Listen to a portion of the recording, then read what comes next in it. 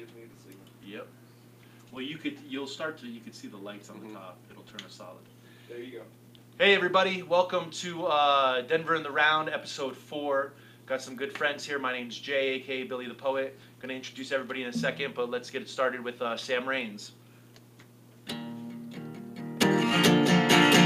The day of your birth deserves something more. I don't know who I'm writing this for anymore. It's as if my heart split right in two, and I feel like I've betrayed your trust, but I've done nothing wrong up till now.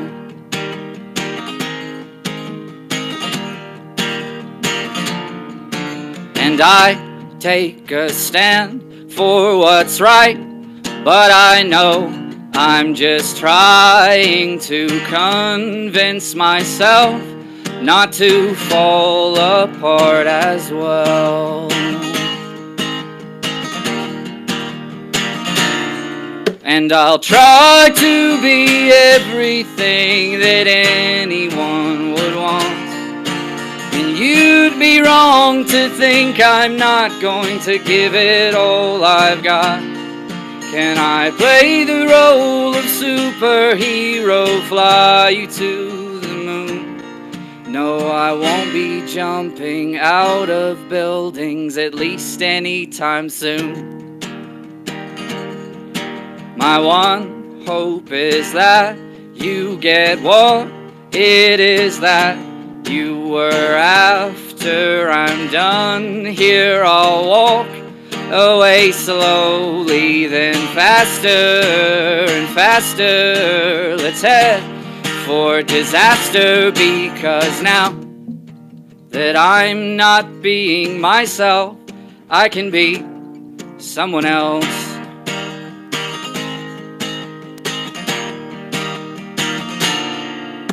And I've invented an alter ego of someone you would want. And I'll wear the mask and make you think I am someone that I'm not. Please don't think of it as lying, I just want to be strong. 'Cause I'd rather have you think I'm flying than have you see me fall. See me fall. See me fall. See me fall. I know that I am empty inside, but I'll pretend I'm fine. It's not that I don't trust your judgment, it's just I don't trust mine. Like accepting an award for a book I did not pen. If it isn't okay now, then could it have ever been? And I'll try to be everything that anyone would want. And you'd be wrong to think I'm not going to give it all I've got. Can I play the role of superhero, fly you to the moon? No, I won't be jumping out of buildings, at least anytime soon. Hell yeah, hell yeah. Thank you, Sam. Let's, before we get into it and go into that song and what it's about and what we do, let's just go down the line real quick and introduce everybody. Start with Rob. My name's Rob Barnes. Been in Denver around 4 years. Been a singer-songwriter long time. Did some touring stuff, but yeah, it's really good to play this tonight. Cool. My name is Sam Raines. I have been in Denver for 2.5 years. Moved here from Melissa's, Tennessee, and I'm enjoying it a whole lot, and I'm very happy to be here. Oh, yeah. I'm Jeffrey Delay, and I am actually from Denver. I know that's a rarity. Whoa, I'm one of those dudes. No, but yeah, and I'm a singer-songwriter as well. I've been playing around Denver since for a while now. And go way back with old Jay there, and so so I'm excited to be here too. It's exciting. So. Real quick, just want to give a shout out to Austin behind the scenes from Mess Lab, MFG, keeping it going. How we looking out there, man? Everything? I think we're sounding pretty good. We're good. It's going Yeah. through good. We're trying to work it out so I can watch it here, and I'm having a little difficulty here. But as long as it's coming through and people are watching and people can see, cool. Then we're good. So let's jump into it, man. Sam, what was that? What's that song about? What inspired that? Sure. It was a coworker's birthday. And so it started with the line, "The day of your birth," though the song was not about him at all. It was just kind of the catalyst for it. It's like, okay, it's somebody's birthday. I guess I'll start writing a song. And then it fell into the idea of just wanting to be everything possible for somebody or for everybody, and just not being able to live up to that standard that you're trying to hold yourself to, and kind of realizing that you're trying to be superhuman in the meantime, and it just doesn't work. So how did it start for you, man? I mean, we've known each other for a couple years now. I've known all these guys for a few years, and I've played with them all in different stages around town. And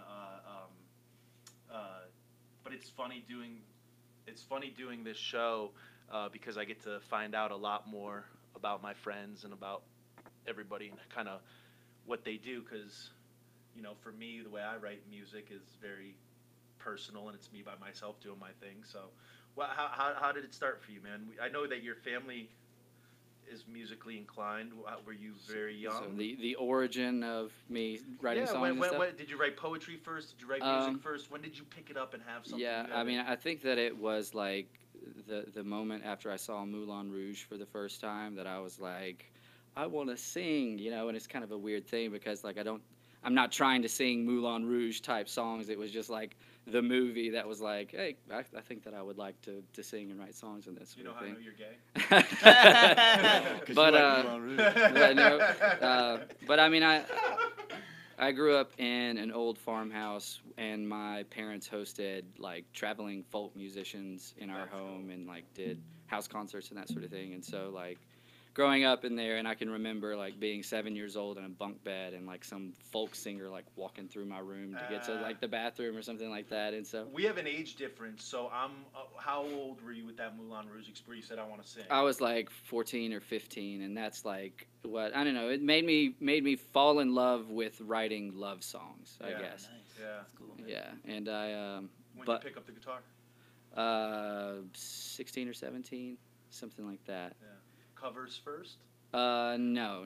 I was really bored with playing other people's songs, and it remains like the same thing to this day. It's like I can play 80 of my own songs and maybe like 10 songs from other artists. More than I can do. Right, So, without a doubt. yeah. I think a lot of the people I've had on here, songwriters, we are definitely a specific. We're definitely, everybody has their own thing. I feel like when you get into a band with somebody, you don't want to have your drummer in your band really want to be the guitar player.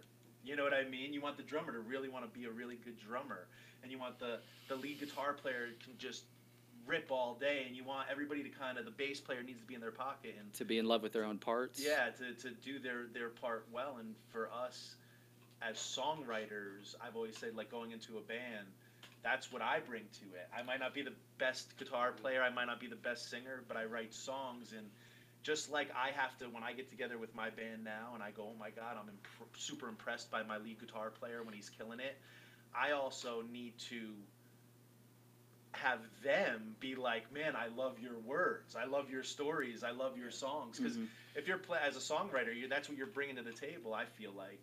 And if your band isn't really digging it, no, I think you have to get buy-in from it.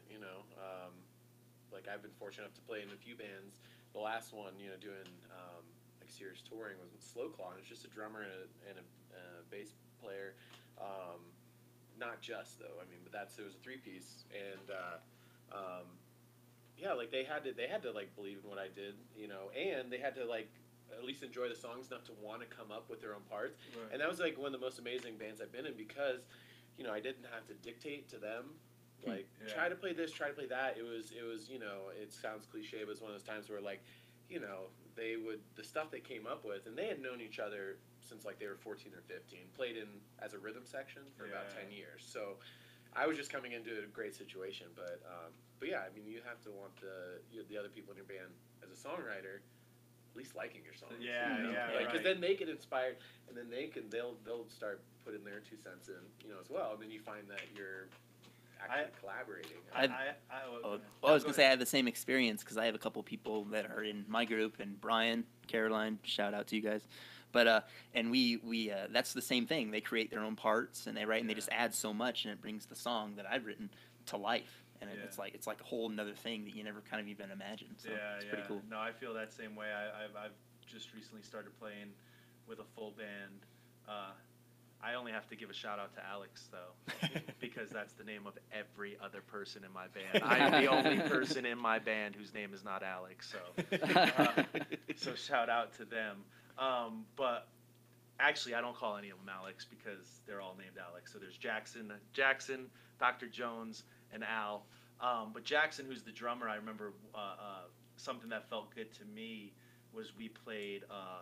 Kind of the reason the band got together was because I had gotten a gig at Three Kings and asked them to play, and Christiana, my girlfriend, was watching, and she goes, when you were playing this one song, Jackson, who's the drummer, is singing along to it. He knows the words to it, nice. and that's like a huge compliment as a songwriter. Yeah. If my drummer is actually listening to my words and knows what I'm saying, I mean, it's like, all right, cool. He's not just playing over it, you know. I have a question for you then. Yeah. At this point, we're talking about like playing with other people and playing with a band to make our songs sound bigger or more complex. Is it hard then to go back to playing by yourself sometime, like we're doing here? I don't think so. Do you? There are times when it's just it's nice to have 3 or 4 other people playing with you, playing the parts of your songs, bringing the energy there. Yeah. And so this can be a different experience, and it is like you're alone. You know? You're alone, and the one person who's charged with trying to bring this song to life. What do you guys think? Do you feel different? Are there songs that you prefer to play with your band, or you played with a band and you don't want to play them by yourself now? Yeah, I mean, there's some songs that just, I don't want to say they wouldn't make sense playing it, but like some of the, like maybe the louder rockin' songs. Yeah. And especially like some of the songs we did when it was just like, I mean, you think about it, you have 3 parts, like a drums, bass, and guitar. And there's an interplay there. So some songs it sounds like maybe cuts out, but it's actually something else going on. Right. But I mean, I think the bottom line is like a lot of the songs I started with, even those rockin' songs, like they probably started with me like maybe playing it on acoustic. So it might sound different. And actually, that's one of the things I embrace about having to almost kind of rearrange some songs. Yeah. Or how do I do it? Yeah. But at the end of the day, there's still like a great vocal melody, and there's still kind of the guitar part and stuff like that. So. Yeah, I started out by myself. I was like a folk singer just by myself. Yeah. And then I eventually acquired a band. So it's weird going from, like, it's kind of the opposite. It's going from just yourself to this band, and all of a sudden the song's like totally different. You're like, whoa, this is like cool, Yeah. So sometimes it's cool. So in my experience, there have also been times where I'm like, I kind of think I like it better like this. But I don't want to write every song to be the same. And that's, my band is really great about this, is like, we have, like you would know the song like Million Miles, or Whiskey Got One. I have songs that are softer, and these guys really quiet it down and soften it up, and they're singing harmonies on it. Nice. But it's I don't know. I don't mind going back and forth. I think that is a cool dynamic. I personally think how favorite rock star. Think about, you go to see Foo Fighters, and then you see Dave Grohl come out and do a set with his acoustic guitar. I mean, it's kind of cool too. It's different, but it's cool, So I kind of like the opportunity to do both. I mean, I like playing with a fiddle player and a mandolin player as much as I like playing in a rock band. I think what you were saying about arrangements is different. There are parts, I have one song in particular where, like, with my band, I just hit the chord, bam, and I start singing my vocal, and I hit the one note, and my drum and my bass are going boom, boom, boom, boom, boom, boom, boom, boom, boom, and they're driving the song. I don't have to play as much. Yeah, if right. I'm playing it with the You kinda acoustic lay back. guitar, I go bam, and I'm kind of like reproducing their kind of rhythm to keep it going. So when did you think you were? Do you think you're a good songwriter, Sam? Or when did you when did you think that whether you're a good songwriter or not? When did you think you're 16 years old? You pick up the guitar, you start writing songs. Was there an aha moment? Was there a moment where you played a song for a girl and you got laid, or and you realized, wow, that's how this works, you know? Or you played a song for your buddy who makes fun of everything, and they're like, man, that's a pretty good song, you know? Yeah. Or maybe you didn't play it for anybody. Maybe you just wrote a song and you listen to it yourself and you go, hey, wow, I actually like my own stuff, you know? When did you think that this could be something that you That could I actually did? pursue and do? I don't know. Probably when I got invited to play on Denver in the Round recently. Whoa, It was a big moment. yeah. I don't know. I don't think that Wait. Here, sorry, I told you I'd get you for that one. No, I think that when you sing songs that are like about these sad, melancholy situations, it's hard to get laid out of those situations. It's more like, you know, Maybe people for you. are interesting, or maybe if people can relate to the feeling or the idea or something. I think that's what I'm going for. But I don't know. I mean, I think it was along the way when friends would tell me that they enjoyed this song or that song, and they ended up saying it too many times for it to have been fake, maybe. Yeah. But I've really appreciated, people saying things, and I think that what I'm going for isn't so much like I want to be the best songwriter ever, but it's more like I want to be able to get out everything that's inside of me that I need to be able to get out. And I don't know. Your parents supportive? Obviously being involved in the music. Yeah. They did the shows, but did they play music as well? My dad plays music. He's in a band called the Dirt Pilgrims, and they play a bunch of cool old-timey songs. And they were supportive? They like Yeah. doing Oh, it? yeah. My brother plays music, so he's a singer-songwriter, and so yeah, just being around that, being around the folk music going on in my house, it was a big part of shaping me, I think. Yeah. Very cool, man. Well, how do you write? So you write love songs, you write when you're inspired by love songs, or you want to get something off your chest? Are you what I say often, the two things I say, are you an emotional writer or are you a craft writer? Do you sit down and go, I'm going to write a song today? Or do you wait, like myself, for something to happen, something to inspire the muse, and then it comes out whether you want it to or not? It's just sort of been an evolution of it. I mean, at first it was I want to write love songs, and so I wrote an album of love songs, and then I was like, not feeling that anymore, so I'm going to write songs about falling out of love. And then I wrote a whole other album about falling out of love, and then I wrote about different stories and different ideas that I had and different metaphors, and then I got bored with metaphors because everything's been said before, so then I just wanted to make interesting characters or situations that pop out that don't mean anything at all, because maybe some things don't have to mean anything at all, and maybe you can just make it sound pretty, and maybe that's what life's about. So I'm just trying to pursue each new idea and feeling and avenue that comes into my head. But I think right now it's just I'm going on a hiking expedition, and I'm bringing a notebook, and I'm writing a whole bunch of stuff down, and then maybe I don't look at it for a month, and I open it up, and I'm like, hey, I think I wrote a song there. I just need to put some chords to it. Do you all have, I have it right there in that white binder, do you have that stack of papers that just has verses and lines and things that never got finished? Right. Never, just sit there? Yeah, absolutely. Do you ever go back? I actually have it on my computer now. Oh, really? Yeah, because I lost my notebook a couple of years ago, and then I was no. so I had to put I start writing everything down on my Google Drive thing now. Yeah, Yeah, but then you get in that situation where like you go back, and I use like my notes on the phone a lot too, or like voice memos. Oh yeah. I'm like, what the hell was I doing? Like, does this sound good in my head when I originally did it? And then you're like trying to figure out like what did this mean? But yeah, I mean, there's sometimes like I'll go back, and I have a lot of just pieces of song in like GarageBand, and like I'll just go back and I'll unfortunately I just save them by like the date I did it, so just like start going chronological order. It's very interesting, like to hear like it's like going back and looking at a diary. Yeah, but then I find this one thing, I'm like, that's awesome. Like, why didn't I do anything? And then I actually like took it and made a song. But I've done what I call Frankenstein songs, where I go back and I pick, you know, I have 100 pieces of paper with little verses and stuff, and all of a sudden I'm looking and I see 5 verses that there's a common thread, or at least I think there's a common thread, and I write a little guitar part, a melody, and I go, okay, well now these 5 different things, you know, I have a song that, you know, people go, when did you write that song? Well, this verse I wrote 5 years ago, this verse I wrote a year ago, and this verse I wrote last week when I was finishing the song. You know, it just pull these pieces. So are you gonna play us another one, and can I join you? Sure. Can I wanna say, Sam just released an album a couple weeks ago, Yep. and tell us about that. It's called Somewhere in Between.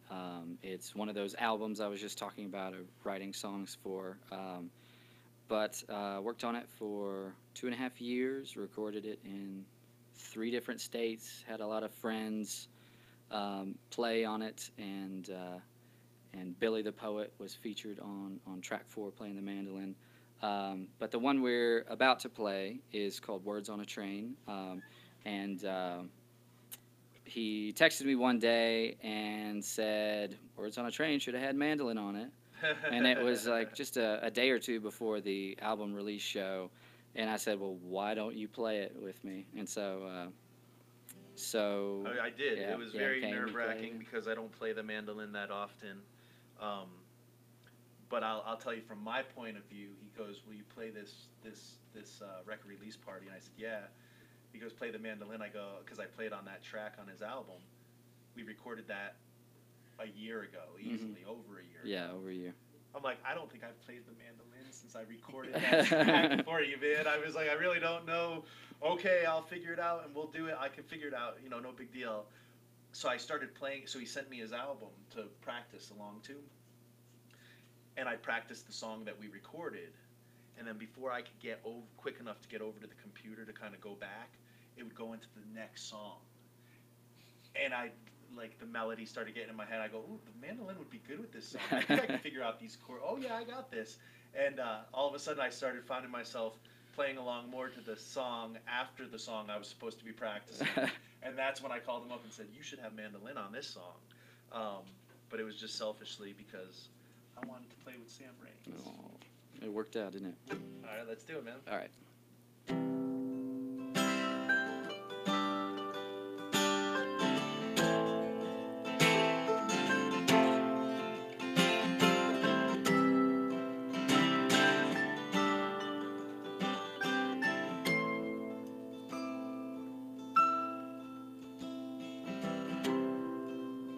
Line of sight is a thing that's not really a thing.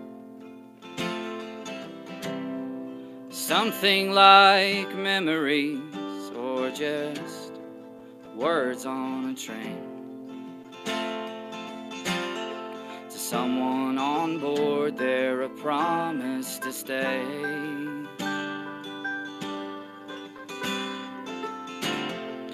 But from afar at the station, they're just moving away. And it's time for bed again, pretending we're dead, and then dreaming of heaven.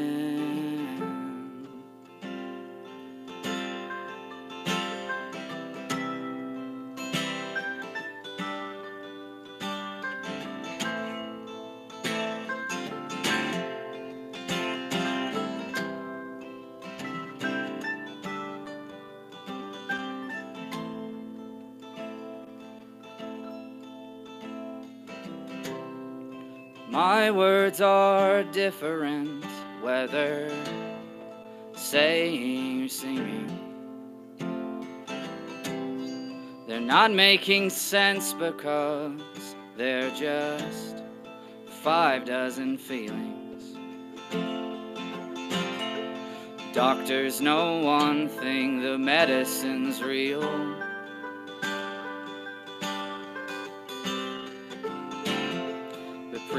to know another.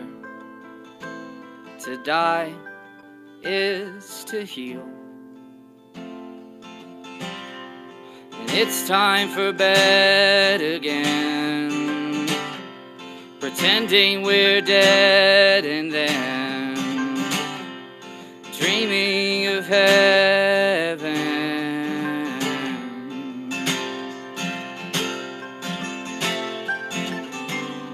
If there's such a thing as line of sight,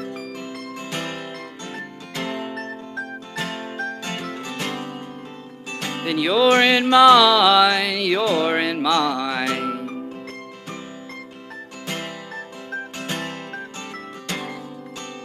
And if a memory is really a thing,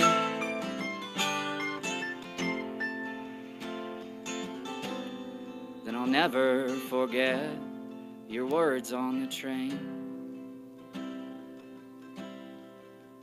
You said, love is a movement. The only requirement is staying in motion.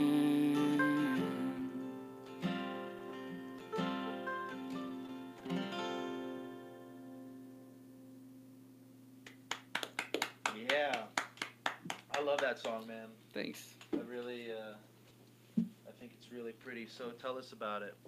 If it's not too personal. No, it's not. I mean, you did put it on an album and release it to the world, so. Yeah, it was the one that almost didn't end up on there, just because, I don't know, there was something about the lyrics that I was having like a weird time with, and using like the word thing in a song and everything, and it was just like my reaction. I'm not sure if this needs to go there or not, but then I still wanted to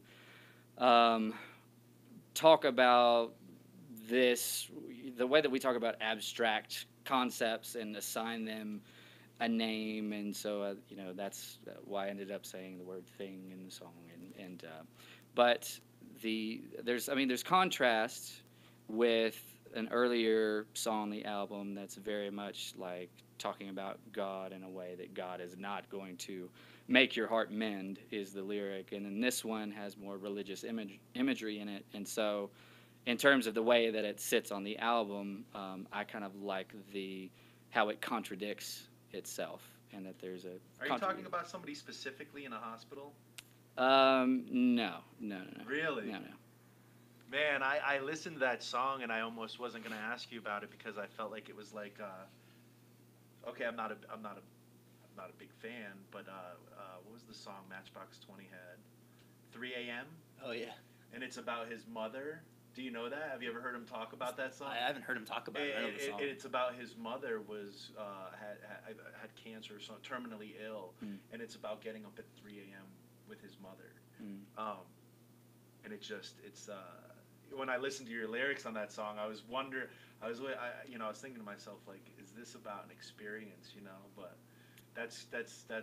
it's crazy how you can write about something, and that's the beauty of it, you know. People take what they're feeling. Yeah. And I mean, with that particular verse, it was about the idea of healing, and so you're talking about something secular, the idea of doctors being able to heal versus the idea that priests and this belief in something that you can't see and you've never really known, and then to just, you know, the flow of the song itself, as it talks about in the first verse, the idea of words on a train, and then it says, to someone on board it's a promise to stay, but from afar at the station they're just moving away. And so it's talking about the words themselves. Well, what words could mean different things depending on where you're standing, and that's supposed to be the last chorus, is that love is a movement, the only requirement is staying in motion. And so when you're in motion with somebody else on the train, that is the idea of love that the song is talking about. But when you are standing still and it's moving away from you. Yeah. It's a beautiful song, man. Beautiful song. Thanks for coming on. Thanks for talking to us, and don't stop talking if you have anything else to say. I think that's it for now. But I'd like to, let's move on to Jeffrey. Yeah. Okay. So you said, I want to usher this into a conversation You said you started as a folk singer. Yes, that's right. Genre. Folk, yeah. Just Are you a folk? old time folky, yeah. That's what that. If somebody asks you what you play, folk. Yeah, well, actually, what I really call it is folk and roll. Is what I call it. Okay. Because it's rock. It's folk with a folk music or folk lyrical tendencies, but a hint of rock. So if you have a drummer and a guitar player, it's a little more rocky. But it's spaced in folk, is what it is. What do you say you play, Sam? Somebody says, what do you play? What kind of music? Like folk rock-ish. We have a question. Oh, hey. I can actually see the questions here. Sorry, guys.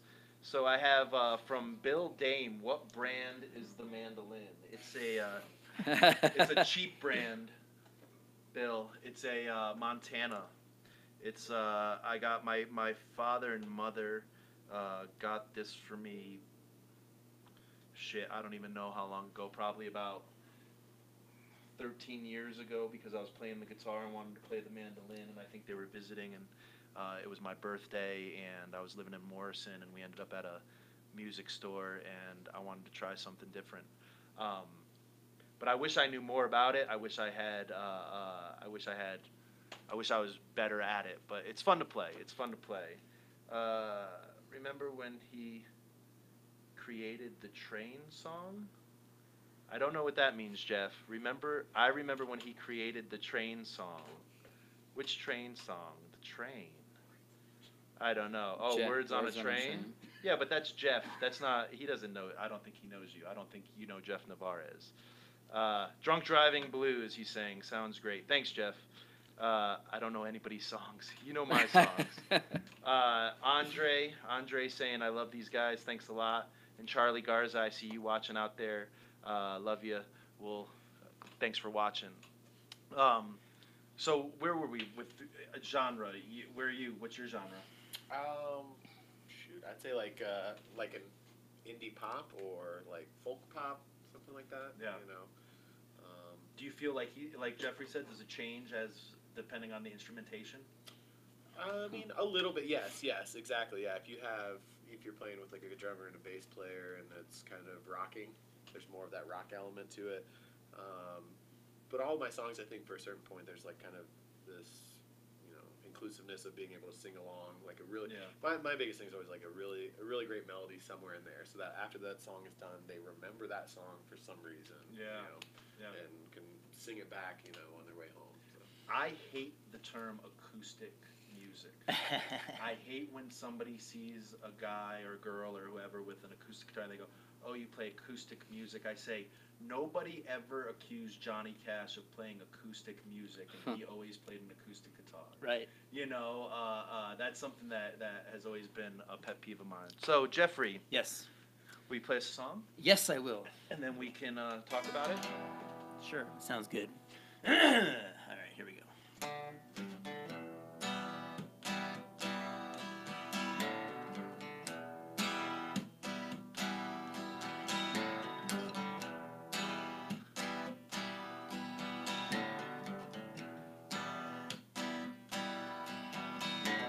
Hello, skin and bone, welcome back to the rage of obsession. As the clouds in my head boil and burst upon a point of contention, the poison comes in forms of a woman I could not have resisted, playing martyr to a cause that never really existed. As the prayers with precious meaning bounce useless off the ceiling, when you're hurled into choking down the LA blues.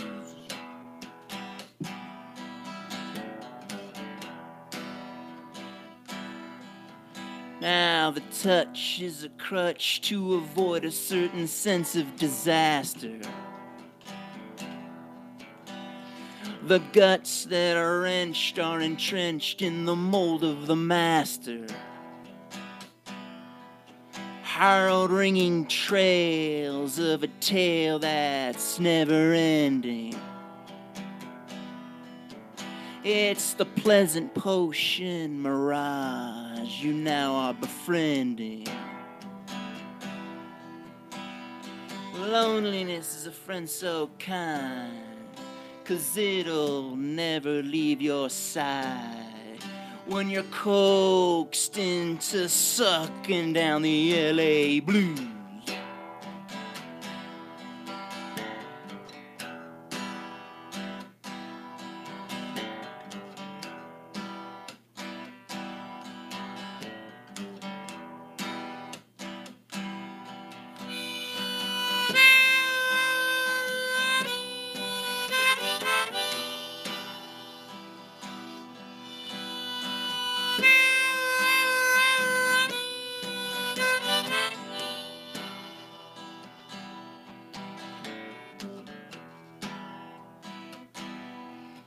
Now the beast that is black has you shackled to the rack of despondence. There's no reply from the acts that are cracked and filled with repentance. Now you're steeped in the tar that's not far from the asylum's admittance. As the gavel pounds, the sound you're giving life sentence. Love, it may be good, but it sure as hell ain't fair. As your joys drip down the dome of depression blue.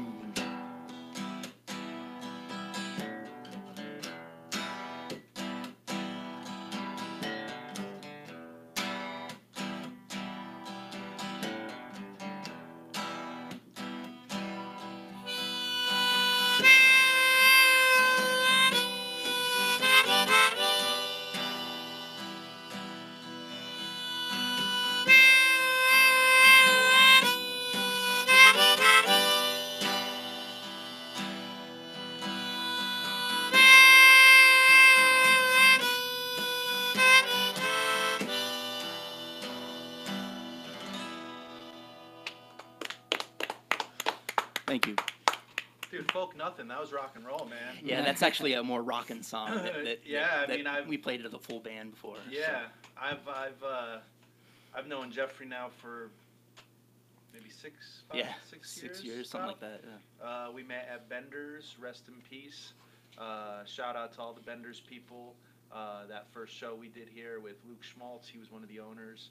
But yeah, we met there, and we're a lot of people at that time were kind of coming and getting started. It was a great place, a great time, and lucky to meet a lot of cool people like yourself. Yeah, man. But that's not.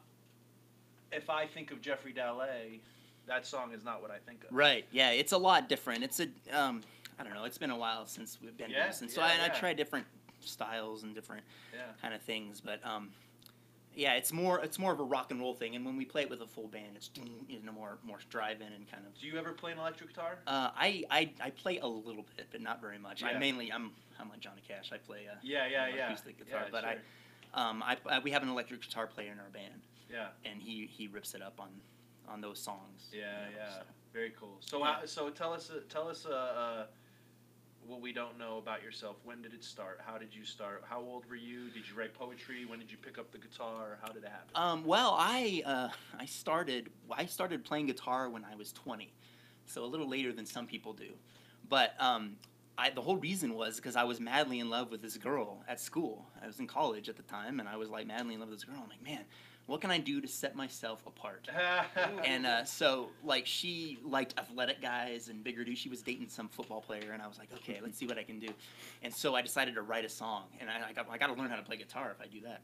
So I went there, and I learned, and I fumbled out some chords, and I wrote the song, but I never got to play it for her because she ended up actually going out with that dude, and she actually ended up marrying him.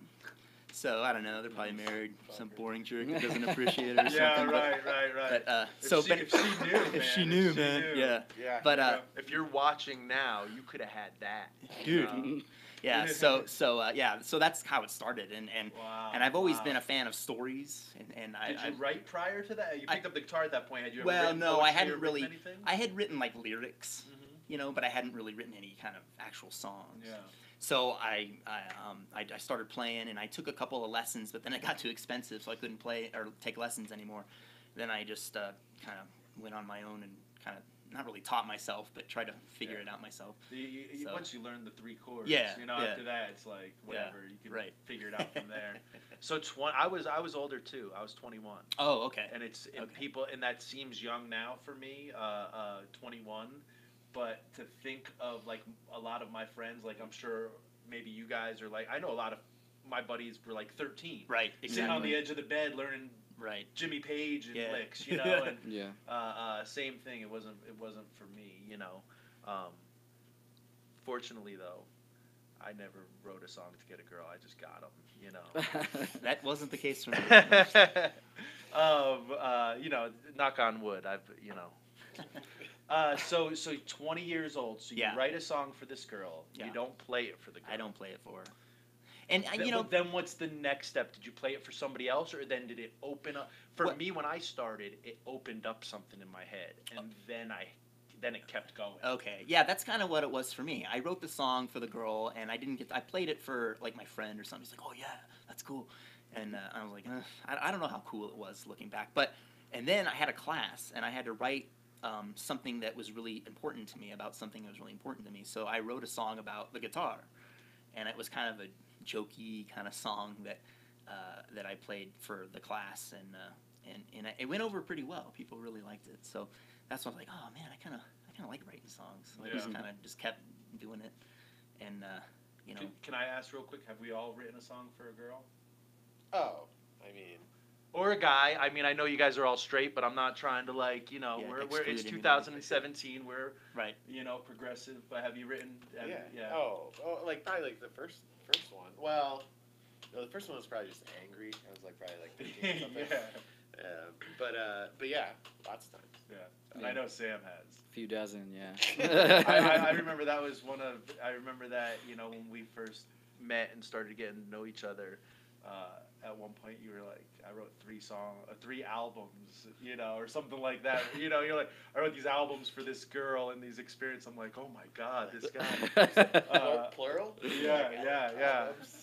It's like, I was like, wow, he's a very prolific songwriter, and I kind of want to meet this girl. I don't know, 3 albums worth. She must be. Yeah, there's certain girls that are 3 albums worth. Yeah, at least in my experience. Yeah, without a doubt. What key is that harp? G. Yeah. G major. Major. I guess that's the only. Yeah. You know what else too? I got another question on here from my buddy James Meriday, Facebook James as we like to call him. He's pretty famous in his own mind at least. And I was best man in his wedding, and that's about all I can say about James, because pretty much all our experiences are not meant for live stuff. We've been through a lot together, a few police chases and whatnot over the years, and some interesting times. We used to be bouncers at his mother's Latino club in West Haven, Connecticut, where we used to get into fights every single night because we'd have to break apart people beating the shit out of each other. Oh wow. Yeah, I'll tell you one thing: you haven't lived until you see your buddy from high school's 5'3" mother jump over a bar, grab a pool stick, and beat the shit out of somebody because they're trying to fight her son. So shout out to the whole Meriday family. I love all those guys. But James had a question. What's your first concert? What's everybody's first concert you went to? What kind of concert? Ooh, yeah. Can I have a caveat on this? Because actually Sure, yeah. Because I have Because my literal I think my first concert is so my mom and some of her friends, and then they were gonna take my sister and some of her friends. They'd take us to see Celine Dion. Oh. This is like Titanic era Celine wow. Dion, and they're like, can't leave Rob at home. I'm like, dude, I'm like 11 or 12. Like, leave me at home. But anyway, yeah. So that was technically, I think, actually the first like live concert I went and saw. Yeah. She had the whole prop with like the front of the boat. Yeah. So that's not very inspiring. I mean, it is. She's a great singer, but first like actual like concert that I that had the biggest impact on me was like senior year of high school. We drove down to like Birmingham, Alabama. My friend was like, I'm in this band Hot Rod Circuit. They were on like Vagrant Records back in the day, you know, kind of like punk, like indie punk stuff. And when he said it, he's like Hot Rod Circuit. Like I thought it was literally like we're gonna watch some cars race. Yeah, right. I didn't know, but like we literally, it was called that's just a cool name yeah, for a band. it was either Montgomery or Birmingham. Might have been Birmingham. It was like the Boiler Room down there. It's like 100 capacity, and that was the first time I saw a show where I was literally like up on the right in front of the stage, and you know the guitar player still actually plays out here. His name's Casey James Presswood. The Burning Angels is like a country group out here. Yeah. He was the guitarist. He always plays Mustangs and like so that was awesome because I didn't realize you could actually be that close to a stage to someone. Yeah. I was like, those are the venues that like I want to play. Yeah. It's like not like being in like the nosebleeds at the arena or something. Yeah, you feel it. Yeah, I was like, holy shit! Like they sweat on me, and I'm like, the audience. Well, and those from playing music, I'm sure that in those venues, the audience is as part of the experience as it's like we're all together, and if we're all on the same page, it's magical. And if the audience isn't there, then it's not. What was your first concert, Sam? And you could give a couple answers. I feel like I have that as well. The first one that counts was Damien Rice at the Orpheum in Memphis in 2007. Yeah. Yeah, and that was the one.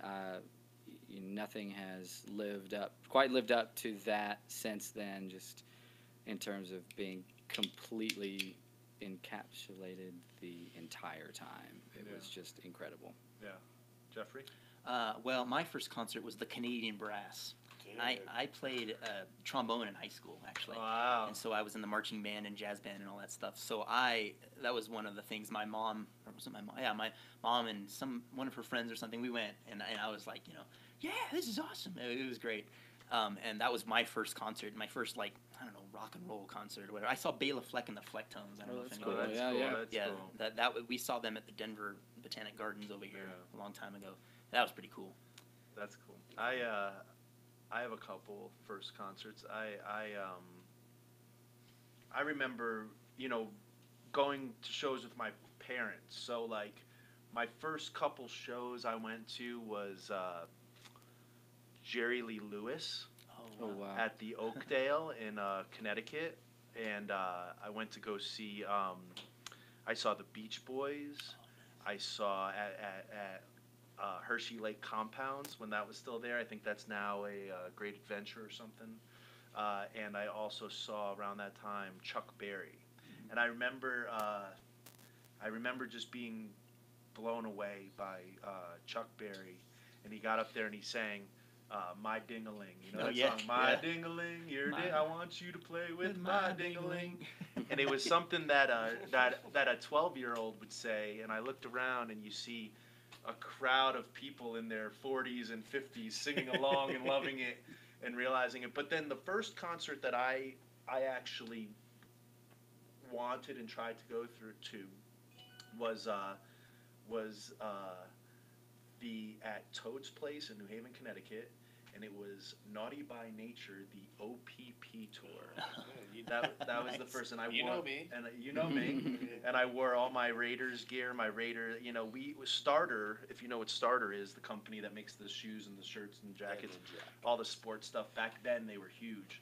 They're out of New Haven, Connecticut, where I'm from. So, so you'd go on Sunday down to the Starter factory, and you'd get the jacket that's $200, but a button's missing, or the Raiders guy has his eye patch on the wrong eye, or whatever default thing that was it, and you could buy them for super cheap. So everybody in New Haven at that time was just everybody had Starter everything, and that was my first show. And actually, real quick, I just want to say real quick, for the people writing in questions, really appreciate it. Keep writing them in. We're going to keep trying to answer them and keep an eye on it. Also, if you get a second and if you think about it, even if you're not interested in what we're doing, somebody you know might be. You might have a cousin, a brother, a sister, a kid that's interested in writing music and being a songwriter. So please share this. Just hit the button, share it. Let other people see what's going on. But I do want to say also, come back in a couple weeks because I don't have the date right now, but I believe it's the second show we're doing next month is going to be our first hip hop version of Denver in the Round, where I have the fam crew coming through, Trav and Johnny Chill, and I have a new buddy of mine who is my brother from another mother that I just met recently, probably less than a month ago, and hit it off right away. I mean, really talented kid, guy named Lopez.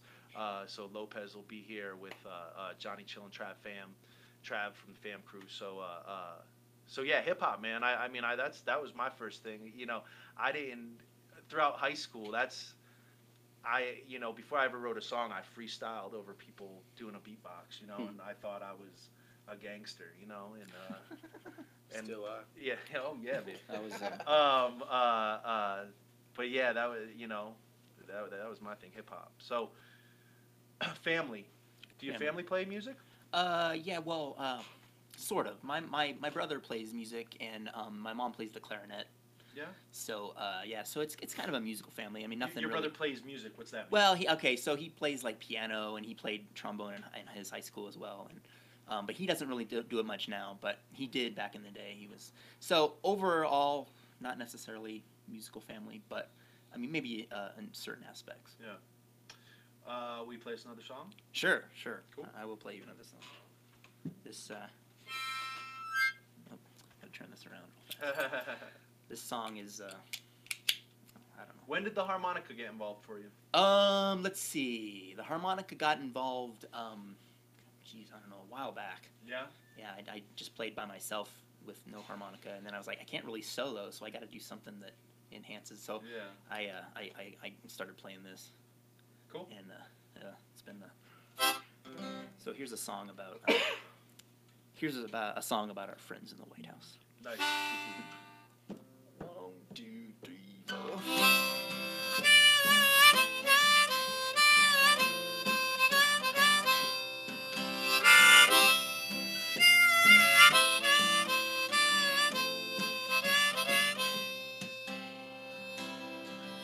Well, shit's straight fire, damn it all to hell. That's America in a nutshell. See, we gone and elected a racist bigot who promised white lies for a better living.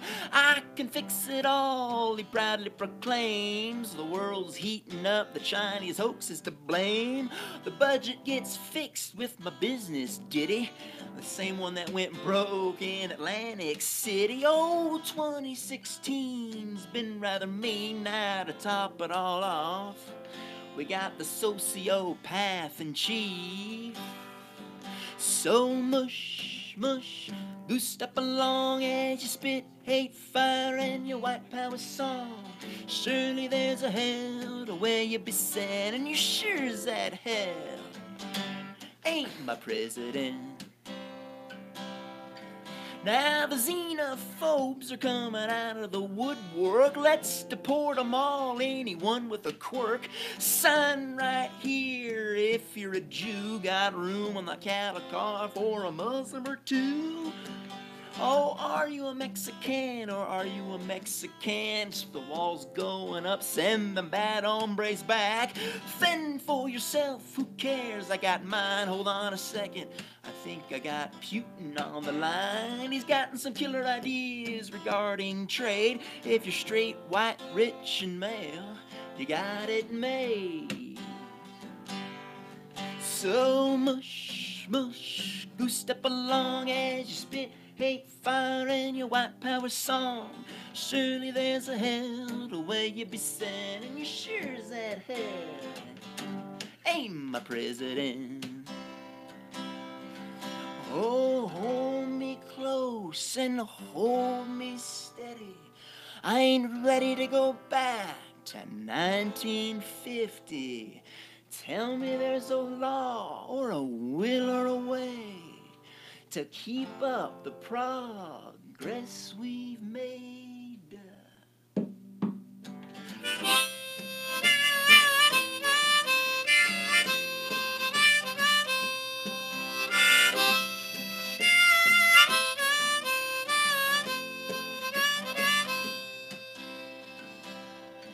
Now you liberal elites guess you're kinda to blame. You treated it like a joke, now your objection's in vain. Sign right here if you're a Jew. Got a room like at a car for a Muslim or two. Hey, all you nasty women, gays and queers, Pence has got the antidote for all your fears.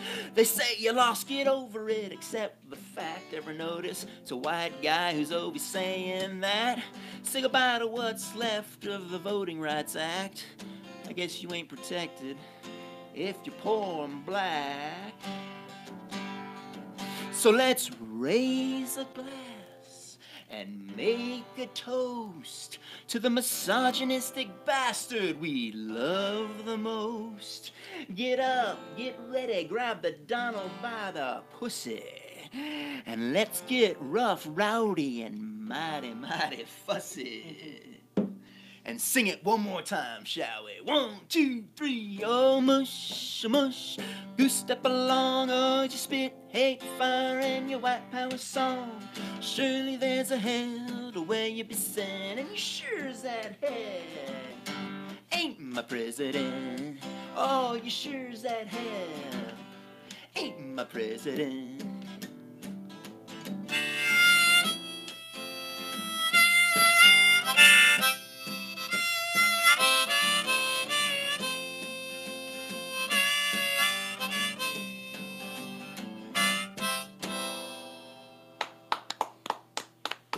Thank you. So, I don't know if we have to ask what that song was about. It seemed pretty obvious. Leading into, do you write when do you sit down and try to write? Do you go, I'm going to write a song today, or do you wait for something to inspire you? You, admittedly, being a folk singer, folk and roll, do you tend to find yourself being more inspired by political things?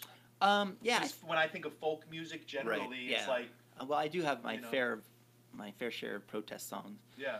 And that kind of goes back to what you were saying. Write emotionally, and that's what I usually do. I write emotionally. Like if something happens or something in the political spectrum or whatever it may be happens, and I get affected by that.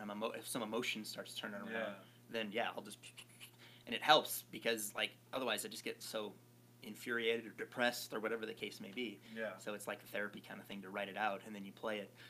So that's kind of what it is. That kind of something hits me emotionally, and then I'll go write about it. Do you like, you know what I like is that when I write a song, it's not a conversation. So I can just say what I want Right. to say. I mean, that's very selfish, but they say all artists are all very selfish by nature because and egotistical, because not only do we think that we see the world in such a spectacular and exceptional way that we have to share it with people, but we feel like you need to hear about it. You know, like I see it in such a special way that I have to tell you about it. So yeah, man, I get that. That's cool. So you have a few of those? You have a few protests? Yeah, I got a few. What do you do with those? Out of curiosity, do you go? I mean, it's not necessarily the '60s where you have the people on the back of the things. Right. Did you go to any of the protests? I have. I've been to with your guitar. Well, no, not with my guitar. I mean, I could sit on this. I've done that before, where you sit on the street and you just play. Yeah. But you're playing original songs, and people don't really know them, so they're not going to be like. A couple people stop and they're like, oh, you know, and then they walk on. You know, they're not really listening. I mean, you can play like a Arlo Guthrie or Bob Dylan, one of those old songs from way back in the day, and then people might pay attention. But usually it just feels like you're playing into a vacuum. Yeah. You know, so you know, I have been to the protests. I went to the protests, but not with my guitar in hand. Yeah. That's pretty interesting. I wonder if you can, if there's something going on, if you were so inclined to reach out to the organizer and say, hey, I've written this song about this experience. You know, so maybe you're not just on the street. Maybe they give you, as everybody gets up there, you see the people get up on the microphone and the podium and kind of say their thing. Yeah. Then they go, hey, here's Jeffrey Dalle from Denver. Tell us what you think. That would be pretty cool. Because I could see you in that vein, man. You know, I can see you doing that, you know, and kind of in that world. Yeah, well, that's cool because I really like that. And I think I like, I don't know, like topical things. Yeah. You know, like and I think that I don't don't know. I don't know. Kind of goes back to what you were saying about the selfish thing. You wanna say, oh, this is what I feel about it, and I'm gonna put it out there. Yeah. So. Yeah, without a doubt. Well, sometimes, especially when it comes to the political stuff, you just don't want to argue. It's like I don't know. I think, do you guys feel this way? It's like you said, going back and looking at those things. I said it's kind of going back and reading a diary. Mm-hmm. Sometimes I feel like I write a song for myself, and then when I play it for people, then it's theirs, and then they interpret it how they want to. Yeah. But I don't, unless I'm talking to other songwriters, like in this situation about our craft, I don't generally want to tell too much of the story behind my songs. I just want to play them and let you hear it and kind of interpret it how you want it. Yeah. And then I don't want to have a conversation with you about it. Like, just listen to the song. You like it. You like it. Yeah. Hey, shout out to Elaine Holmes. Love Me an Anti-Trump Anthem. So, What was that? Awesome. Is that what that was? If you miss, some songs are more subtle than others. But shout out to Elaine and her mom. They're both huge supporters of local music in the scene. And I've met Elaine over the years through Randall Conrad Olinger. Shout out to Randy.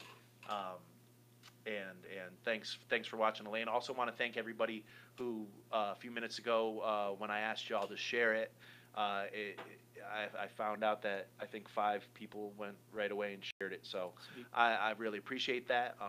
Keep that up. If you have questions, if you have anything to say, I'm trying to keep an eye on these questions and listen to these guys talk because they're all very engaging. But I also have Austin behind the scenes, so we'll try to keep up with the questions. But we really appreciate you watching. We really appreciate you staying tuned in and listening to kind of what we do and writing in and letting us know what you think. So, Elaine, thank you for watching. Everybody who's watching and sharing, thank you. If you're watching it right now, right this second, hit the share button. Hit like, hit share. 2 seconds. Won't even matter in your life, but it matters a lot to us. So we appreciate it. And Jeffrey, thank you, man. Yeah, thanks for having me. I really appreciate you coming through. Yeah. Can we see anywhere? Well, actually, we're in the process of recording right now. Okay. So we don't have any shows booked in the near future, like within the next month or so. Yeah. So we're actually recording a bunch of songs right now. Cool. So yeah, unfortunately, I'm still trying to. If you guys want to put a gig together, I'm more than willing to play. With you. Yeah. So by all means, but cool. Yeah, right now we don't have anything concrete. Cool. So, Cool. Yeah. Okay. Sam, do you have anything coming up? Right now that you know, no, anything in the it's books? I just finished all that recording and everything that I did. So where can they get the album? The album Somewhere in Between by me, Sam Raines, is on Spotify, Apple Music. It's now on SoundCloud, so you can just look me up. It's a great album. It's a really, besides the one song that I played on, which obviously is amazing, it's a really good album. I listened to it, and it's really fun. It's kind of like you talking about that first concert and going up there and you get that close. It's really inspiring to hear like your album and hear how hear the quality. And I'm listening to Sam Raines, who's my buddy, that I know, and I listen to this album and it's like, oh shit, this is a real album. Like, oh, it's so things like that. There's a lot of great people like Jeffrey, like Sam, like Rob, that are putting stuff out there, but we don't have Sony or Universal distribution. Yeah. So not everybody knows what we're doing. So little things like this show hopefully showcases that and puts it out there. So please look up Sam's album. Keep an eye out for Jeffrey's album. But now let's get on to my buddy Rob Barnes with the. Hey, can you show your shoes, man? I like your shoes. These are some nice shoes. Can you guys see them? Can you see it in there? Are we getting it? Are we getting his shoes? Are the shoes? Got the close up. Yeah, Yeah. cool. I like the shoes, They're man. very nice I like shoes. the shoes. Those are fly. So, why don't you play us a song and then we'll talk? Okay. And if anybody hasn't noticed who's watching, we are going to be overtime tonight. But fuck it. Until, like I say, until Jim Beam starts sponsoring us, we do whatever the fuck we want. Which one do you want? Which one do I want? Yeah. You put me on the spot. Well, I like that. What's the one I sent you the message after I saw you? Oh, I'll do that one. Do I get two of them? Yeah, yeah. I can do that one. Yeah, yeah. Cool.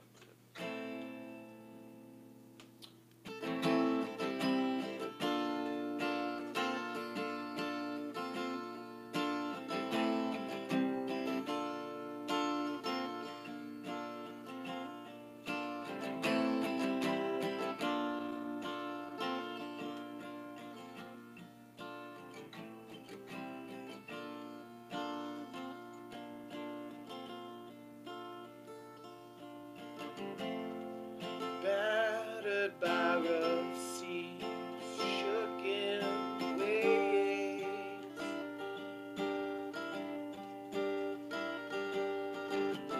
I'll walk in circles, a limp in my leg. And again I find a way.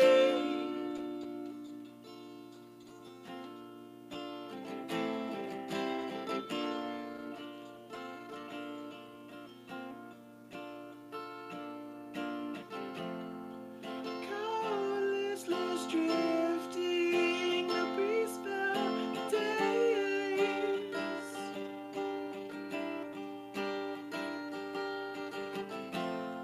And no compass, oh yeah, I threw it away. Yeah, oh, 'cause again I found a way. No one can I find a way. No one can I find a way to say to you tonight.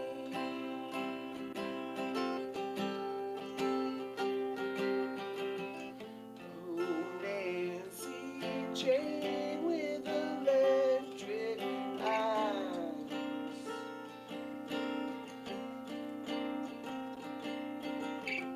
Oh, Nancy Jane with electric eyes.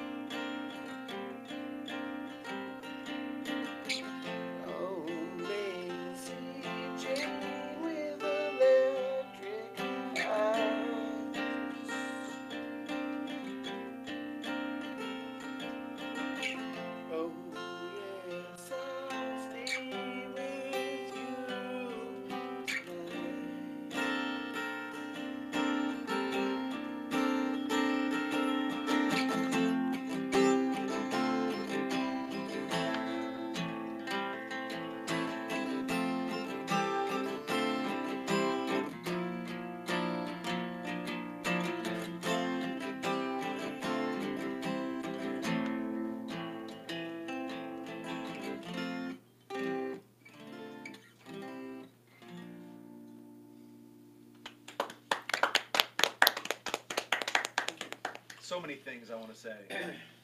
First of all, who's Nancy Jane? That was actually my girlfriend. Really? Yeah. Sweet. It worked out. I always thought it was just like it was such a cool classic type name. Yeah. You know. Yeah. She was actually like the first like person I met that was named Nancy, female. Really? So that was cool. That's cool. But yeah. So. Is she watching right now? She better be. Yeah. I don't know.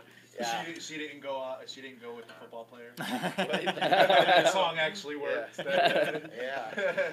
And you know, one thing I want to say is that you continue to be one of the most entertaining people I watch play music, and I don't know how you were able to do that sitting in a chair, because every time I watch you play, man, you get into it, and I love it. When I watch you play, you know, like an open mic or whatever, where we see each other most. It reminds me of a story of the guy who discovered Van Halen. Mm-hmm. And he said he walked into a little club on the Sunset Strip in L.A. and Van Halen was playing, and there was 3 people in the club, and they were performing like they were playing for an arena of thousands, you know. And every time I see you play, man, you know, again, you're very enjoyable. I was watching you move while you were playing. And I was like, how does Rob even stand still? Because every time I see you play, you're very, you know, animated. Yeah. You know, you're very animated and in a very genuine way. You know, some people you can watch and it comes off like. And I think honestly, you know, it came about from like nervousness, like playing live at first. Yeah. And even that was like the first bands I played live with. Shoot, like probably like 15 years old or something, played the first like live rock and roll show, and I didn't have the luxury of you know, having an open mic night or singer songwriter, because you're like 15, 16. Yeah. So you literally just like form some bands and kind of suck for a little bit. You know? You like you just like kind of figure out. I mean, at the time you think, you know, this is great, but there was some nervousness to it, and then like, you know, for the first 2 bands I played with, like I did, you know, like kind of backup vocals or secondary vocals, and then a lot of like lead guitar. Yeah. You know, I mean, like hardcore stuff. You know, like that kind of like. And then I played in a band where I had to like sing more, and you know, I think, you know, I always feel like I've been rhythmic to a certain extent, but I think it's a lot of it's like almost like a nervous thing. You kind of do that. Yeah. You probably see me like I move my feet like a lot. And, well, it doesn't seem nervous, man. It comes across as. But it's interesting that like the stage presence started with like getting your wiggles out or something. Yeah, like that. no, it's totally, totally. I feel that way. I used to say to people when I first started playing, I would shut my eyes because I was scared and I didn't want, you know, I was nervous. And now I shut my eyes because I'm just in my own world. I don't care about the audience. Not that I don't care about it, because God knows if anybody's ever seen me perform, I like to talk to the audience. I like to tell them stories. You know, it's just who I am.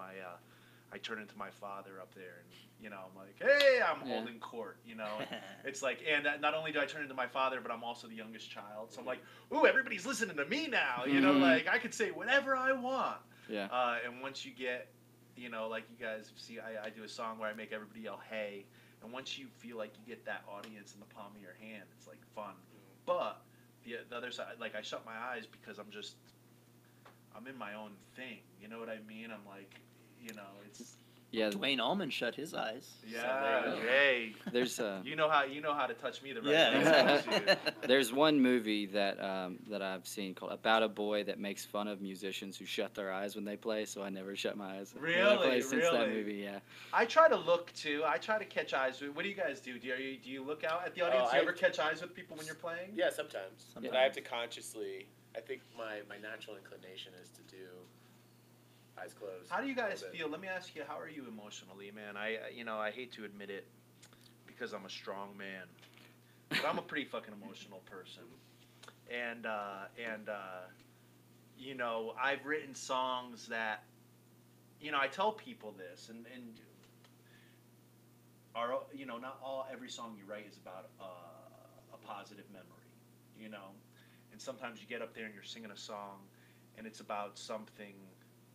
You know, I get emotional, and there's a song I sing inspired by my girlfriend, and I look at her at one point in the song where, you know, if I play it live, I'm singing directly at her, and I'm looking at her, who's walking by right now, and I say I love you, and I say, you know, I promise to take care of you, and I love you, and blah blah blah, and I have a hard time doing that.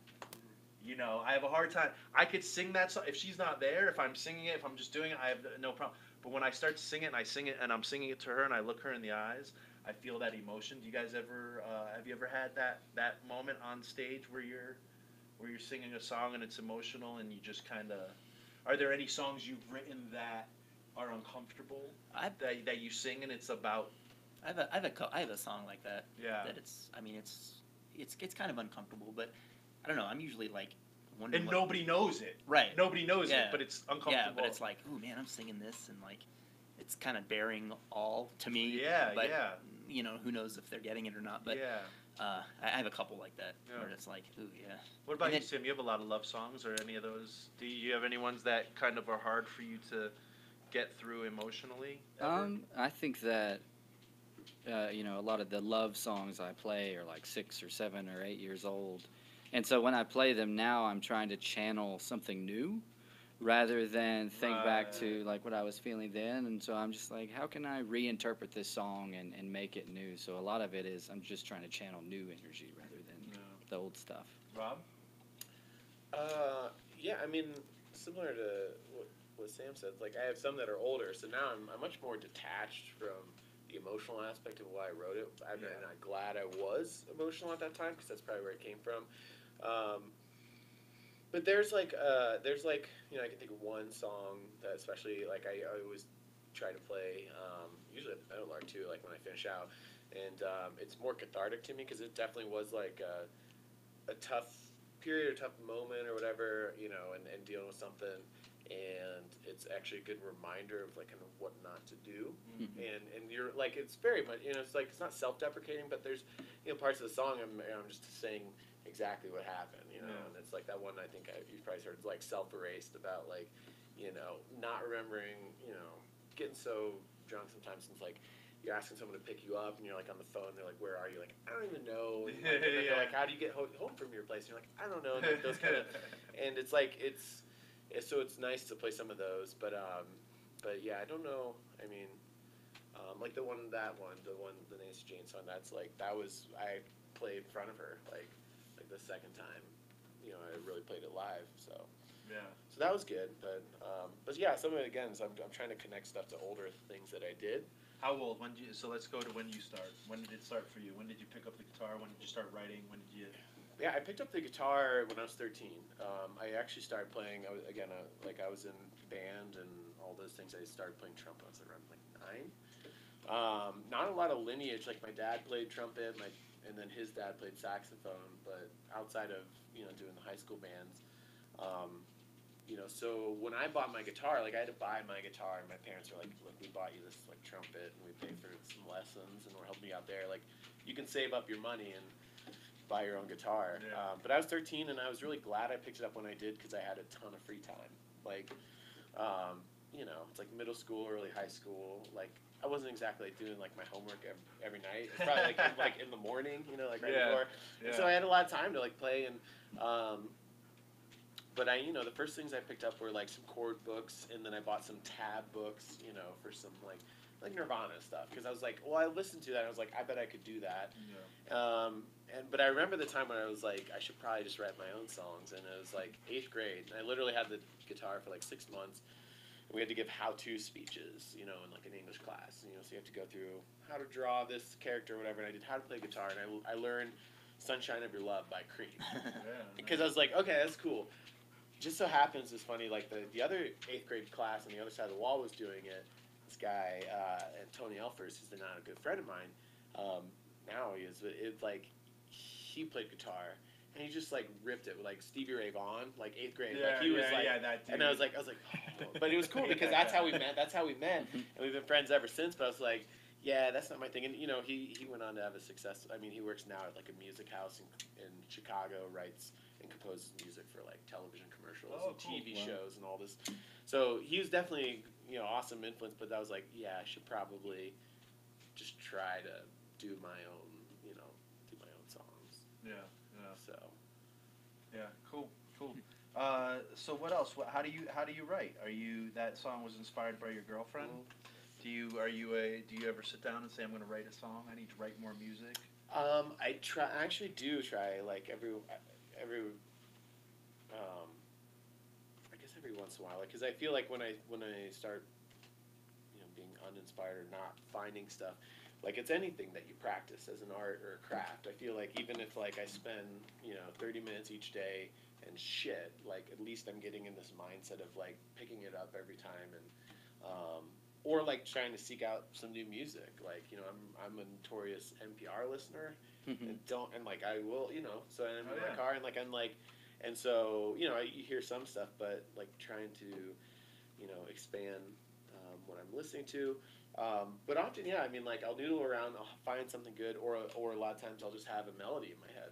Yeah. And I'll do like the like little voice memo or something. Yeah. I do not write lyrics and then fit them to songs often. Yeah, yeah. Because like one of my favorite songwriters is Jeff Tweedy, and what I like about what he does is like he has this rhythmic quality to his lyrics and like using alliterations and like sometimes it'll be kind of like the A-B rhyming, but then he'll like do something where it's like very almost hip-hoppy, like he rhymes the end of like the word of a one sentence with the first one, the first sentence, and so I feel like there's a little bit of like a challenge, but if you have something in your head of like this is kind of what I want this song to be about, and I can play the chords and I kind of have this thing in my head about what I want the melody. You kind of like figure out what words work best for that, Well, you're kind of speaking to something I think people miss when I often ask, do you write craft or emotional? And, a lot of times it's both, right? A lot of times I get inspired emotionally, and I've been trying lately to work more on that where I get inspired emotionally, so there's the seed. Mm-hmm. But like you're talking about, then you go, well, how do I make it more interesting? How do I rhyme and how do I do it and how can I play with it? So the emotion is there. It's not just ingenuous. It's not from nothing, but then there's like the work, then it's like, okay, cool. Yeah. I felt this feeling. Now I got to roll up my sleeves and get in there and do it, Being a little bit detached from it, after the first inspiration, like allows you to rearrange the words when at first, like, when you write something, you're like, oh, no, it's sacred. It needs to be just the way it is, and, it's not necessarily supposed to be that way. Can I ask you all, how do you feel,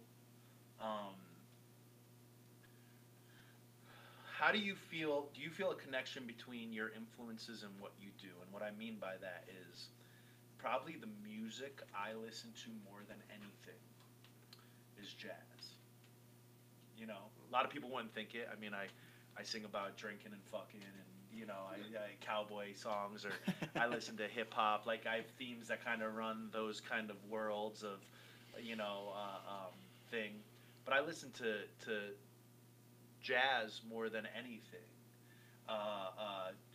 Do you feel do you feel a connection? You say you're a folk singer. I'm going to go to you because it's easy because you go, this is what I do. Yeah. As a folk singer, do you feel like the majority of the stuff you listen to is the Dylans and the Guthries and the even modern folk singing of, let's say, like Ray LaMontagne, kind of, he's kind of folk and roll, right? Yeah. He's kind of has that vibe with his band. Or do you all feel like myself, I can never play jazz, but that's what I listen to more than anything? I think for me, I like when I'm feeling, I don't know, like that I want to be inspired or whatever, I'll listen to that folk music. Yeah.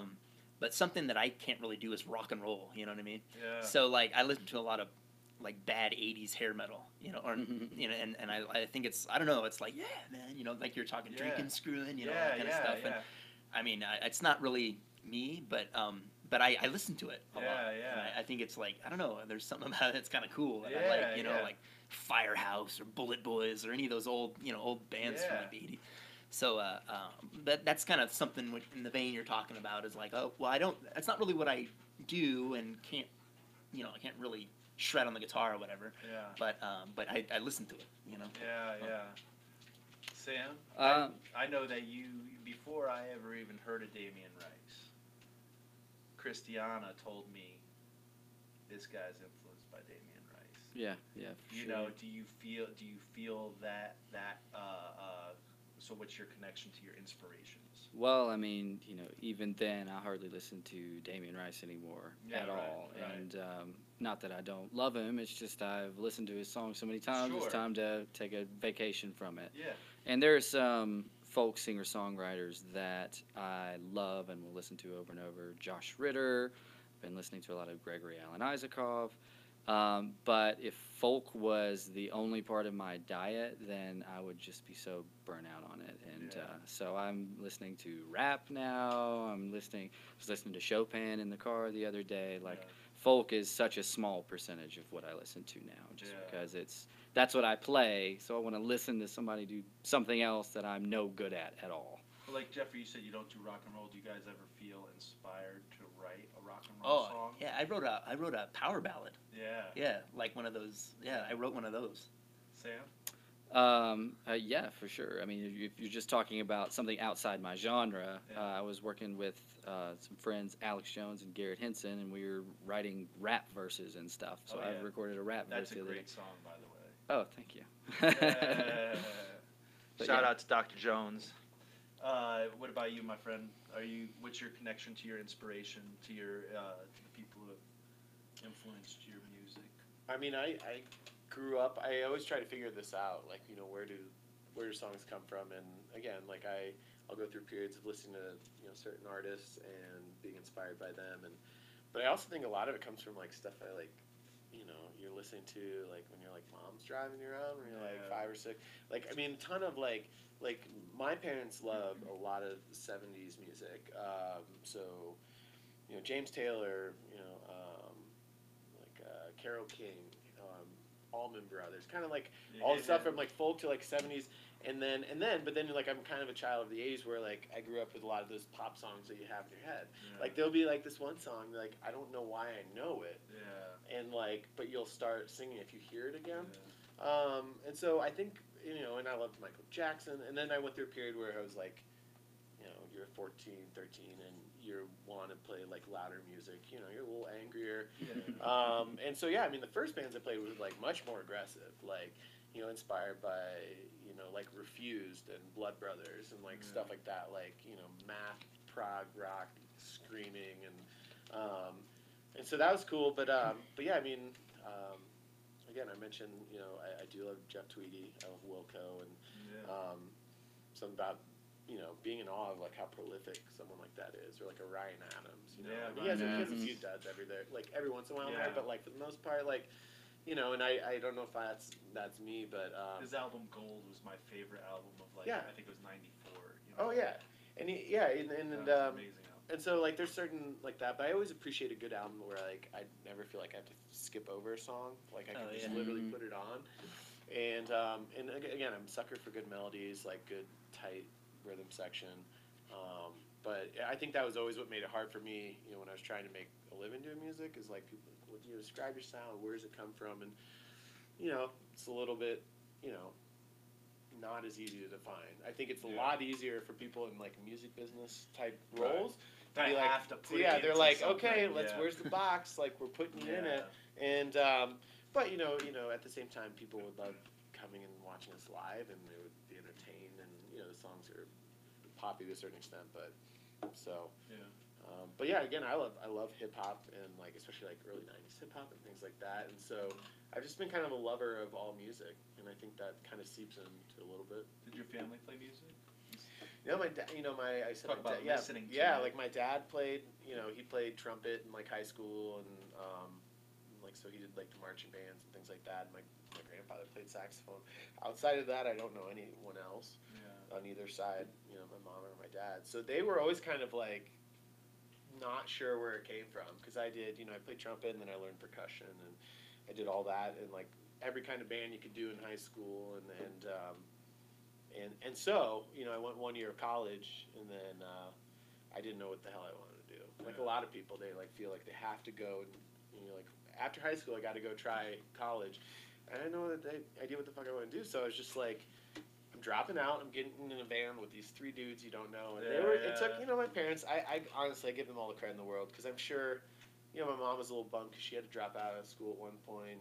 But I was like, look, you guys always, backed me up on the music thing. I was like, I'm just going to try it. So, so I was very fortunate to my parents, because I did it again to them, like dropping out of school for a second time. They're like, you'll be fine. Yeah, whatever. So. I feel kind of what you're talking about with the parental influence about country music. I spent way too many hours in my youth sitting in the back seat of a car listening to my dad play country music, and I fucking hated every minute of it. It drove me absolutely crazy. And 4 months ago, I played in Nashville. You know what I mean? And all of a sudden, I'm from where we talk like this and say, hey, how you doing? Good, how you doing? All right. Yeah, good. And all of a sudden, I find myself talking a little more like this. And where does this come from? I don't know. Maybe I watched too many Chris Christopherson things or whatever, and it's funny how those things seep into you whether you wanted to or not, I mean, I couldn't stand it growing up, and now I have a record player there, and if you look at my records, it's like Ray Price and Willie Nelson and Johnny Cash and Chris Christopherson and all that kind of stuff, But I think at the end of it, whether it's country or it's hip-hop or anything in between, if it's a good song, it's a good song. If you can connect with people and you can tell your story. Will you play us another song? Yeah. Are you going to play the one I could? Yeah, the one I couldn't remember. We couldn't remember the name of. Yeah. I was like, you had us singing it for this video. I remember being at the bar. Are you talking about it? Were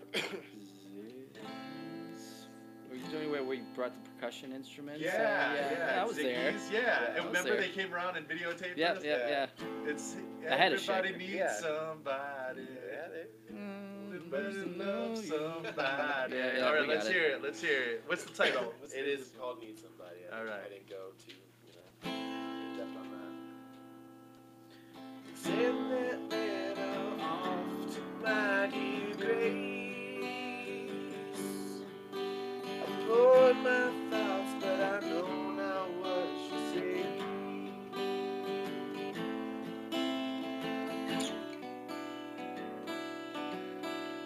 I stay strong, lamps burning long till I greet her. I'm a worthy prize. I'll look in those eyes and say, hey, don't you need somebody? Don't get me wrong, I'm waiting as long as you need me. But inside of me is an urge to stop and say, hey, don't you need somebody? Someone really knows your body. Hey, don't you need somebody? Someone who really knows your body.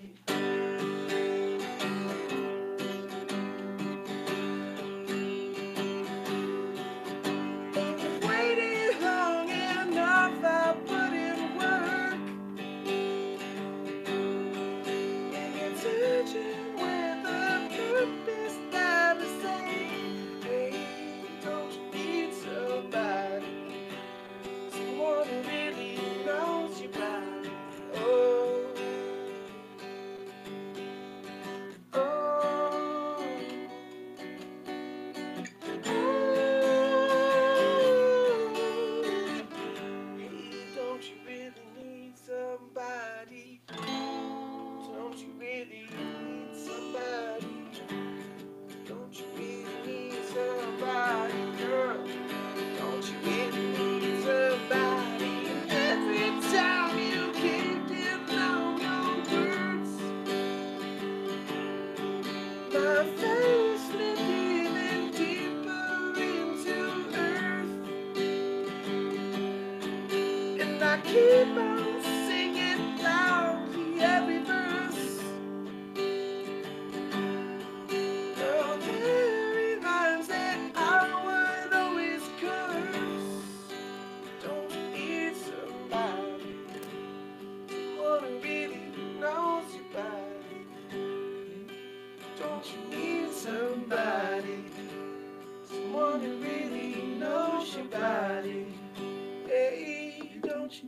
somebody, someone who really knows your body. Hey, don't you need somebody, someone who really knows your body? That's a sexy song, man. You want to make out? It worked once for me. Where's that? So tell us, man. Where'd that come from? I mean, that's kind of like my version, like of a love song, you know. It's a love song. Yeah, I mean, and like someone who really knows your body makes it kind of sexy, you know. Yeah. But that's kind of like, you know, not using some, I don't want to say silly metaphors, all these things that we can talk about when we're, you know, my heart is true for you and stuff like that. And it wasn't me trying to be even dirtier too. I was just like, hey, like, I want to be the person, knows your body and like, and all the things that encompasses, you know. Yeah. And so, yeah, it's not like a plea or whatever. It's literally like written. I think someone mentioned earlier, like a letter, you know, to someone. Yeah. You know, and that's why it's like send that letter off to my dear Grace. This is in the sense of like, what does that mean? You know, like, you know, giving me like a chance and you know, positive whatever. So yeah, that's where, and that's, you know, just kind of like evolved. It's really funny, like that song started, I don't know, like 6 years ago with like this little Casio keyboard that I had, or like this little kind of like where it's like these like this like it was like a fake like maraca, and like I wrote this little beat to it, and it sounded all kind of electronic at the first time, and then, you know, learned it on guitar. I was like, oh, this is way better like this. But it's cool because you can play it, I think, acoustic, or you can play with a band, and it's fun. You know, because I think you came out to Skylark when we played. I don't know. You played I played at Skylark one time. Yeah, without a doubt. Yeah, and so. But that song I always think of Ziggy's. Yeah. Oh yeah. That you know, and tell us a little bit. Aren't you doing an open mic at Ziggy's now? I am. Yeah, I'm. What's going on with you? What do you got coming out? What are you playing next? So I'm filling in. You know, the Monday is singer-songwriter night at Ziggy's.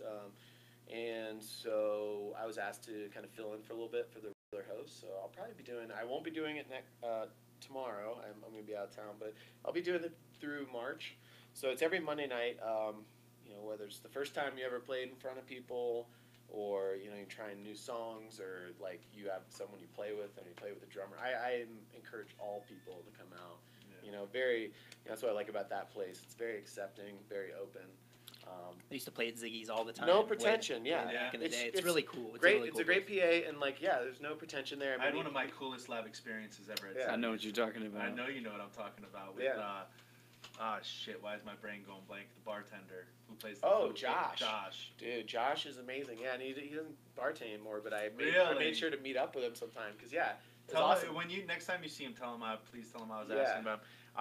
Real quick, I will say, I was at Ziggy's, and you were hosting the open mic, and I was playing, up there playing my songs, and I did like 3 or 4 songs and was going to do my last song, and I start playing the beginning of it, and I look down and the lights are in my face. I'm on stage, and I look down, I see some guy with a case opening it up, and he has a flute. And he goes, hey, is it cool if I jump up there? And, you know, it's always, you guys have been in that experience. You're always kind of like, I don't know if it's cool or not. Let's see what happens. And he jumped up, and wow. I mean, like, for a flautist, he just ripped, you know, and it was beautiful, and it was amazing. And we were just so connected in that moment. And I remember, you know, I said, you know, I do kind of my shtick with the audience, and I go, everybody have a good time tonight, blah, blah, blah. I go, you know, and give it up for this guy who I literally just met 3.5 minutes ago before I started this song, right? And I look over, and for the first time, I actually look at him, and I go, wait a second, you're the bartender. And he goes, yeah. And he leans up to the mic and goes, make sure to tip your bartender. You know? And we hung out a few times after that and played, but life, I went and opened up a restaurant, and life got in the way. But yeah, Ziggy's was always I always had a good time there. Always had a good time playing there. Always a good group of people there. So go down Monday nights and check out Rob hosting open mic at Ziggy's, which is on 38th just past Tennyson, a little bit Yeah, past before Tennyson. like right before. It's like I Sheridan. think there's the street sign. It says you are entering Westminster, and then like 5 feet further is where Ziggy's at. So it's not too far. Check it out. Really quick, I do want to say thanks everybody for checking us out tonight and listening to us and paying attention. Thanks for everybody for sharing it and liking it and coming back. If you're watching again, please share. Please share this video. Let people see it. Get this out there. I got a question from Elaine Holmes, who I mentioned earlier, who's a good friend of ours and a good friend of the music scene here, asking how do people apply to get on this show.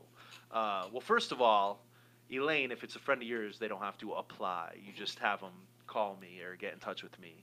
But basically, just hit us up if you're a songwriter, if you're a local songwriter, if you're passing through and you're a songwriter, if you've played with people who've been on here, if you want to come on here and hang out. Then just hit us up. Hit us up on Facebook, send us a message, and we'll get in touch, and we would love to have you on. I'm going to play a song here and get done. I want to thank everybody for coming out. I want to let you all know that March 5th is going to be our next show, 2 weeks from now, and we have Clayton Tyler Wyatt and Chase Kittner. Those are two guys from Colorado Springs that are coming up here to play some music for us. I met these guys maybe a month or so ago at Goosetown Tavern. If you know Goosetown Tavern in Denver, that's a good place. I play there quite often, and I've been doing the open mics there a little bit.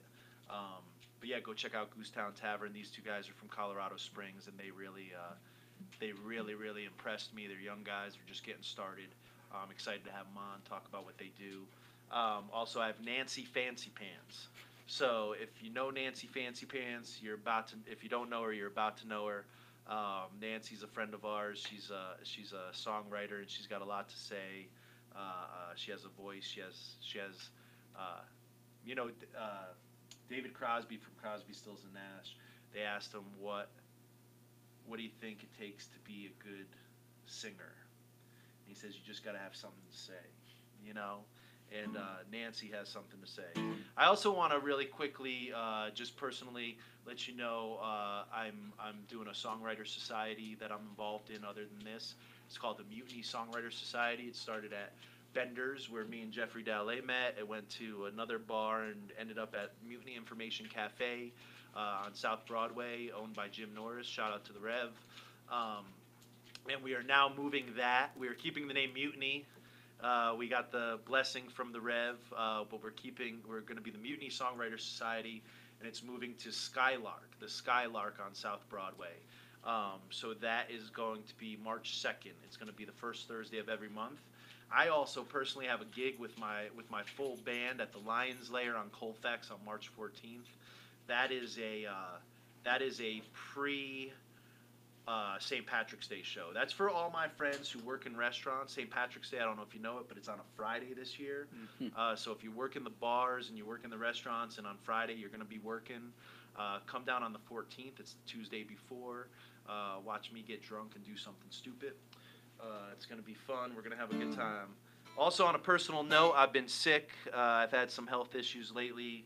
I was in the hospital a couple weeks ago, and I just want to say thank you to everybody out there who have reached out and have sent me your well wishes and your blessings and have kept me in your prayers because I needed it.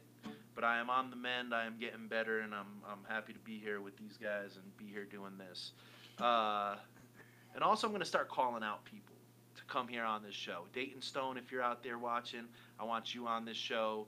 I saw Chris Jackson, my buddy Chris Jackson. I saw he just liked Denver in the Round. Chris, I want you on the show.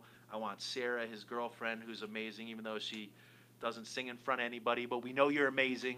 We want you on the show. And I'm going to start calling out people because I want to get you all through here. We have a good time. We have fun. We talk. We drink whiskey. We have food. This is the first time we order pizza. Usually we make something. But in honor of me almost dying a couple weeks ago, I'm going to close it with this is a song I wrote. It's my obituary of sorts. So thank you all for coming out. Check out the next one March 5th. March 2nd we'll be at Skylark. March 14th I'll be at Lions Lair. Thank you all for paying attention. And this is called When I Die. When I die, there'll be a party. And when I die, you'll all get drunk. If I was there, you're damn sure I would gladly raise my cup. When I die, you'll all say swell things. But you're lying, that's a fact. So when I die, let me tell you one thing. You all can't kiss my ass.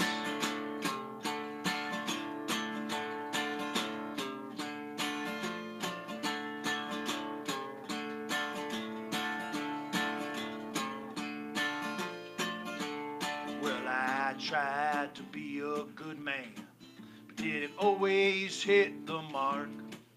Well, I hope you all understand it was all my fault, 'cause I know I didn't call often, and I visit even less. Sometimes you trade in the life you want for the life you get now. When I die, there'll be a party. When I die, you'll all get drunk. If I was there, you're damn sure I would gladly raise my cup. When I die, you'll all say swell things, but you lying, that's a fact. So when I die, let me tell you one thing. You all can't kiss my ass.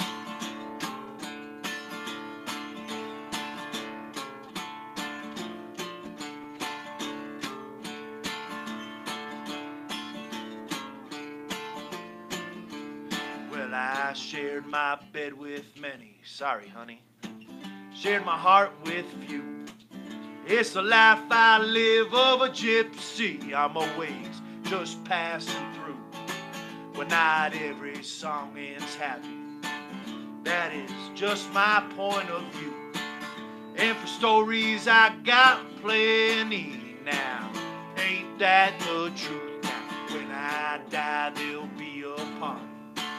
When I die, you'll all get drunk. If I was there, you're damn sure I would gladly raise my cup. When I die, you'll all say swell things, but you lying, that's a fact. So when I die, let me tell you one thing. You all can't kiss my ass.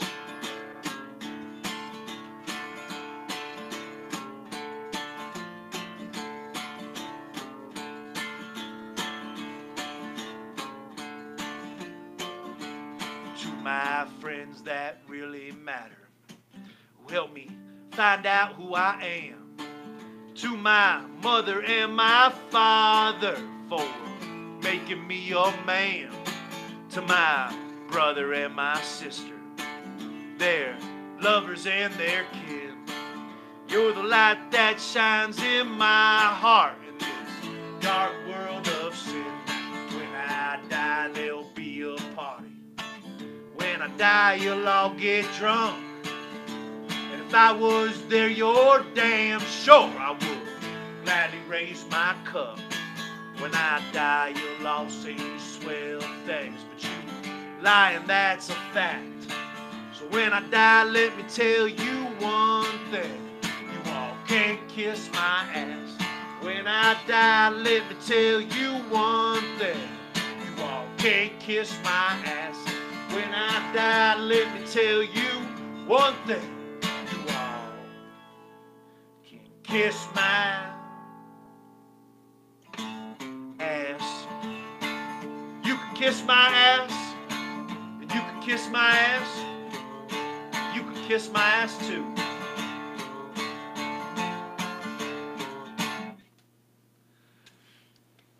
Go ahead, clap. You can clap. You can clap. Hey, thank you all for coming out. This is episode 4, Denver in the Round. If you want to be involved, just hit us up on Facebook. We went a little bit longer tonight, but we had a good time talking, and now we're going to eat some pizza. Everybody out there, I love you all. Take care of each other.